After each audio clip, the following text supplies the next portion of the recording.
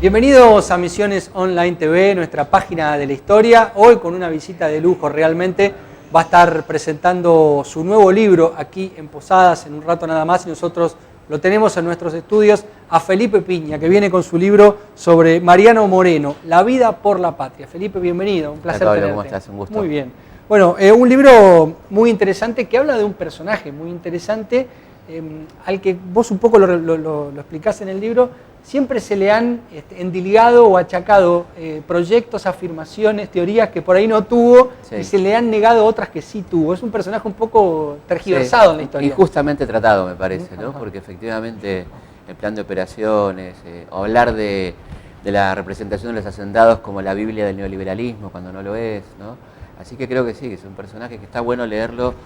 Y a mí me preocupó mucho en el libro poner contexto, ¿no? O sea, que de dónde sale todo este pensamiento, por eso casi la mitad del libro es la biblioteca, lo que él pensaba, cómo se forma este muchachito que vivió nada más que 32 años, ¿no? Claro, y además que tiene digamos, no era miembro de la élite, no pertenecía a las familias acaudaladas de la región, sino que tuvo que ir haciendo su formación profesional y su formación intelectual un poco en forma autodidacta y consiguiendo apoyos en las distintas etapas de su vida. Para sí, eso. Claramente, ¿no? Porque por eso va a estudiar a Chuquisaca, va a estudiar como sostén de la familia, va a estudiar para cura, termina siendo abogado.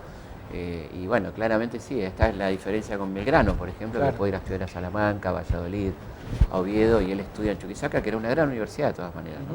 Sí, donde se formaron varios personajes que podríamos decir más progresistas dentro del ámbito revolucionario. ¿Crees que hay algo ahí, esa idea, esa cuestión de formarse en Chuquisaca, de entrar en contacto con todo el mundo andino, con otra cultura? Primero hay una semillita jesuítica interesante, claro, y después está todo ese mundo andino revolucionario de Tupac Amaru, Tupac Katari, que la verdad que no había pasado mucho tiempo, apenas 20 años, ¿no? Claro. En términos históricos estaba muy vivo todavía toda esa rebelión aplastada, sofocada violentamente. Y bueno, creo que evidentemente tiene algo, porque por ahí pasó Castelli, por ahí pasó Monteagudo, que fue protagonista, claro, de la famosa rebelión del 25 de mayo del 9, ¿no? Que será luego el gran morenista, el más morenista de los morenistas, claro, Bernardo Monteagudo, ¿no? Claro. Inclusive cuando uno ve lo que fue la rebelión de Tupac Amaru, hay consignas, un programa político que termina siendo muy similar en cierta medida con lo que fue el programa político de la Revolución de Mayo, ¿no? Esa idea de la libertad, la igualdad, el buen gobierno, sí, exacto, ¿no? Exactamente, creo que hay mucho de eso y evidentemente eso estaba presente, por supuesto que no necesariamente en la universidad, en los corrillos, claro, en los cafés de estudiantes, en las conversaciones, las lecturas que se hacían por abajo.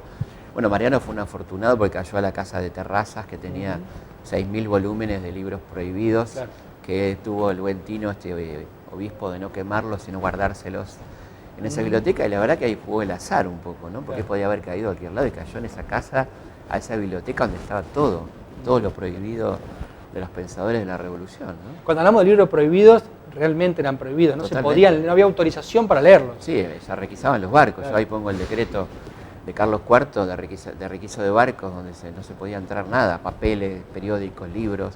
Así que era un tesoro eso que estaba ahí, que él puede tomar contacto con Volney, con Rousseau, Montesquieu, los contractualistas, los tipos que ponían claramente en duda el principio de monarquía divina, ¿no? Que era, bueno, muy revolucionario, claro, para ese momento. Claro, claro. Después, bueno, Moreno se recibe en teología y en leyes, sí, va a Buenos Aires y empieza una etapa dificultosa que es la de insertarse laboralmente, sí, y él logra insertarse en dos ámbitos que parecían, digamos, contradictorios, que eran la audiencia y el cabildo, totalmente, como las dos instituciones conservadoras que competían entre sí, sí, claro, y él termina asesorando a las dos al mismo tiempo. A las dos y con una clientela bastante importante en Buenos Aires, a la vez que atendía casos que nadie quería atender, de viudas que no cobraban su pensión, de afroargentinos que no le daban su ascenso, claro, en el ejército. El abogado de los indefensos. El abogado de los indefensos, digo ahí, y también de grandes comerciantes, de comerciantes ingleses, lo cual le da también una lectura de la realidad distinta, le permite hacer este trabajo, la representación de los hacendados, que es muy interesante, donde, claro, tiene mucho que ver Manuel Belgrano. Evidentemente uno ve la pluma, emerge la pluma de Belgrano en las citas de Filangieri, de Adam Smith, que están muy presentes en ese texto, ¿no? Uno cuando compara los personajes revolucionarios, hay algunos como que actúan revolucionariamente o que tienen una idea de revolución desde un temprano momento. En el caso de Moreno es como que él se va haciendo de a poco y se va incorporando a este sector más revolucionario, ¿no? ¿Es un poco así? Sí, es un poco así. E incluso yo creo que ahí hay un pacto de tenerlo guardado, ¿no? Porque por supuesto que no va a ser nadie desconocido a quien van a nombrar secretario de Guerra y Gobierno de la Junta. Era un personaje que estaba en un segundo plano, probablemente por el lado de Belgrano y Castelli, me parece a mí, teniéndolo guardado para darle un lugar protagónico absolutamente en la Junta, donde había un presidente bastante anodino, ¿no? Como Saavedra, un tipo políticamente no demasiado interesado, claro, o no muy informado. Claro, pero con el poder de las armas. El poder de las armas. ¿No? Nada más por eso termina menos de presidente. Exactamente. Claro. O sea, su poder se basaba básicamente en ser representante del sector terrateniente, que lo era, y el sector militar, nada más y nada menos, ¿no? Si tuviéramos que resumir lo que fue la gestión de Moreno como secretario de Guerra y Gobierno de esa primera junta, ¿cómo lo podríamos definir? Yo creo que hay una gran obra social, digamos, en cuanto a, por ejemplo, la fijación del salario docente, la jubilación docente, la dignificación de los indígenas, que también se transmite a las dos misiones militares, la de Castelli y la de Belgrano, la cuestión de la educación pública, ¿no? El fomento de la biblioteca pública, la educación entendida en sentido amplio en la Gaceta, que es un diario tremendamente didáctico, ¿no? Que le transmite a la gente de una manera de divulgación el contrato social de Rousseau, sabiendo que mucha gente no podía leer y haciéndole leer en los domingos en las iglesias o en los cuarteles, que era una forma de llegar a la mayoría de la población. Eso es muy interesante. La didáctica de la revolución, ¿no? Totalmente, porque quizá un revolucionario en los papeles se conformaba con publicar. Y acá la preocupación es que la gente llegara a la gente. Claro. ¿Cómo hacerlo? Bueno, o iban al cuartel o iban a la iglesia. Claro. Ahí los abarcaba. Ámbitos no es que no podían escapar. Abarcaba todo, ¿no? Claro, como un gran amplificador de lo que era un diario para analfabetos, porque la mayoría de los porteños eran analfabetos. Ahora, hay un poco con Moreno, yo lo pienso también a veces con Belgrano cuando hablamos del Día de la Bandera, esto de Moreno como, bueno, el Día del Periodista, solamente la Gaceta, y como que se lo reduce a ese hecho, sí, que es muy importante, como vos decías, sí, pero que no es el único. Para nada, ni siquiera el más importante. Hay un mecanismo ahí de especialización. Claro. Así será que Belgrano el creador de la bandera y Moreno la Gaceta, y nada más. Y San Martín cruzó los Andes, ¿no? Claro. Y Sarmiento escribió el Facundo. Y creo que es una cuestión que tiene que ver con asociar la historia a la educación primaria, donde el niño no debe enterarse de los conflictos.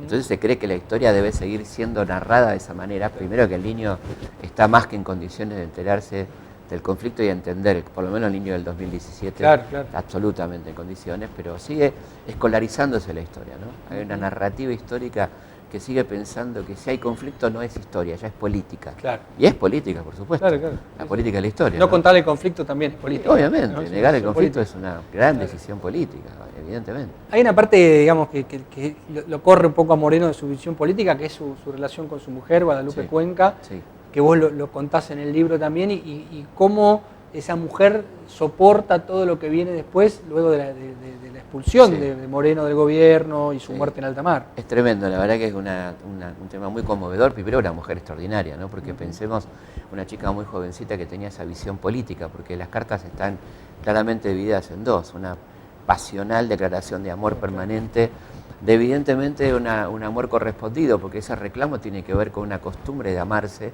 que está en el texto. Claro. ¿Qué le está pidiendo ella? Lo que ya tenía, ¿no? Lo que perdió. Entonces hay un amor muy particular ahí. Y por otro lado, una información precisa de lo político al detalle. Claro. O sea, qué está pasando con el saavedrismo, cómo están siendo encarcelados sus compañeros, cómo está siendo perseguida ella y su entorno, cómo le pide por favor que la saque de acá porque no soporta este clima opresivo, cómo el 25 de mayo del 11 Saavedra prohíbe las mueras al rey y las vivas a la patria, dice, ¿no? Claro. O sea, tremendo. Claro, claro. O sea, que además tiene un claro compromiso político esta mujer, ¿no? A Moreno ratificás lo que venís diciendo hace mucho tiempo, en el Mitos 1, esto de que fue envenenado en alta mar.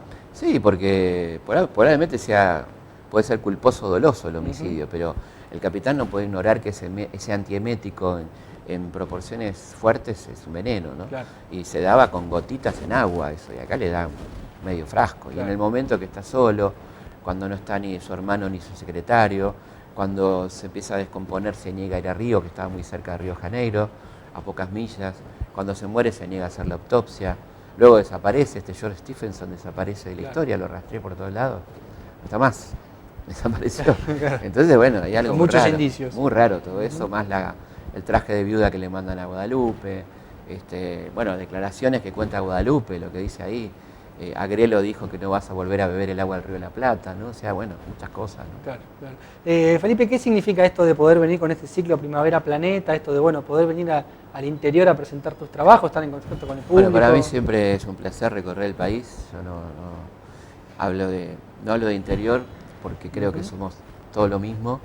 Y justamente, bueno, una provincia que quiero mucho, que vos sabés que hicimos un trabajo muy lindo acá. Aprendí a conocerla de mano de historiadores de acá como vos y otros tantos que empecé a conocer a Andresito y a personajes maravillosos que tienen Misiones. Así que es una tierra que quiero mucho y particularmente me encanta estar acá, ¿no? Bueno, Felipe, muchas gracias y gracias por acompañarnos en este espacio. Por favor, un gusto. Bueno, fue Felipe Piña, que viene a presentar su libro sobre Mariano Moreno en otra página de la historia, aquí en Misiones Online TV.